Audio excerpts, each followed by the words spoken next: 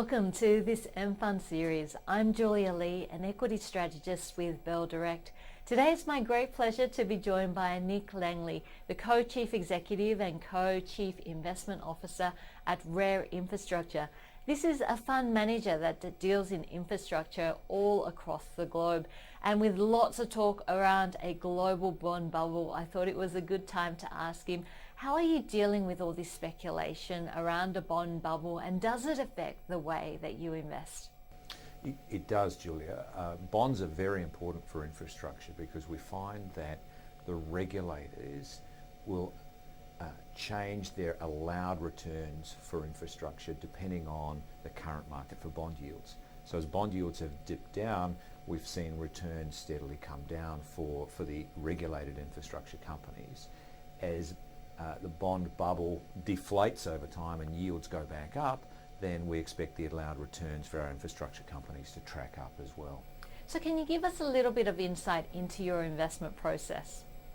Sure. From a RARE perspective, we want to invest as close to the hard assets as possible.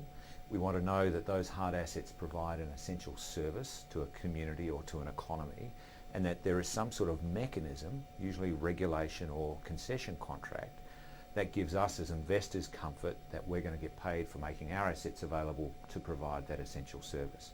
So when you think about it from an investment perspective, the key things for infrastructure are, do they have the hard assets, and is there a regulator or a contract that says that you as an investor are going to be paid over time for making those assets available?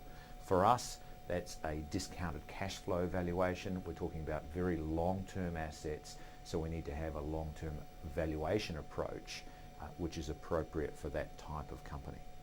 Okay, so now putting you on the spot, what's your best and your worst investment of the year? We'll start off with worst. So our worst investment was actually a pipeline company in the US. It's 95% contracted or regulated. Company is Kinder Morgan. What we missed on the company was that the shareholder base of this company was the same as the shareholder base of the MLPs, the energy companies in the US. And so when energy took a dive and people withdrew funds from the MLP funds and all of those investors sold, our company got hit with everybody else. So we were effectively collateral damage in that. We don't cover the MLPs, and so we simply missed the consistency across those two shareholder bases. And how about your best investment? Actually, the top performing investment over the last 12 months was a local company, Spark Infrastructure. Investors may recall that in Q4 of last year, they were successful in the acquisition of Transgrid. They had a big rights issue. We underwrote that rights issue, so we got paid some fees on that. We picked up a lot of stock at $1.88, and today that's trading close to $2.60. So it's been a very strong performer for the portfolio and has provided a great degree of income for us as well.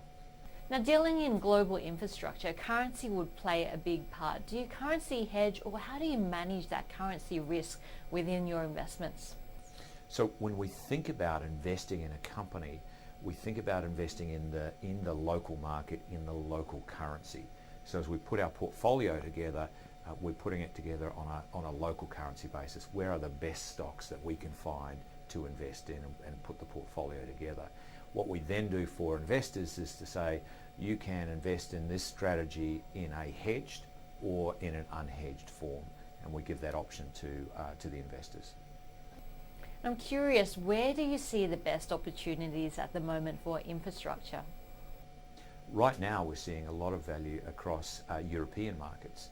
So post the Brexit vote at the end of June, investors are quite concerned about how the UK will exit from Europe and what the implications will be both for the UK and for Europe. In an infrastructure context, because those companies are all geographically located in either Europe or the UK, they feel less of an impact from that separation. And as a result, a number of those companies are trading at quite attractive valuations at this point. Thank you so much. That was Nick Langley, the Co-Chief Executive, Co-Chief Investment Officer at RARE Infrastructure, which of course is available through the mFunds platform. Now this is a platform where you can buy and sell managed funds just like shares through your broker like Bell Direct. It gets rid of a lot of the traditional paperwork and you can have it on your chest system together with some of your share investments. Thanks so much for joining us today. I'm Julia Lee, an equity strategist at Bell Direct. Hope to see you next time.